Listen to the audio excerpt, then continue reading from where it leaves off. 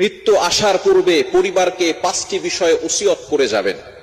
আমার মৃত্যুর সংবাদ শুনলে সকলে পড়বেন ইন্না লিল্লাহি ওয়া ইন্না ইলাইহি রাজিউন এবং একবার সূরা ফাতিহা, 3বার সূরা ইখলাস পড়ে আমার জন্য সদাকা করে দিবেন, আমার জন্য দোয়া করে দিবেন।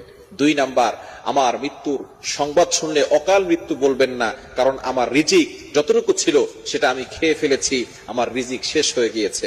3 নাম্বার, আমার মৃত্যুতে কেউ বিলাপ করবেন না, কেউ মাতব করবেন না, কান্নাকাটি করে হইচই শুরু করবেন না, হাত নিজের শরীরে আঘাত করবেন না হাত দিয়ে, এবং মাতম বিরূপ করা থেকে দূরে থাকবেন, এটা সুন্নাহ বিরোধী কাজ।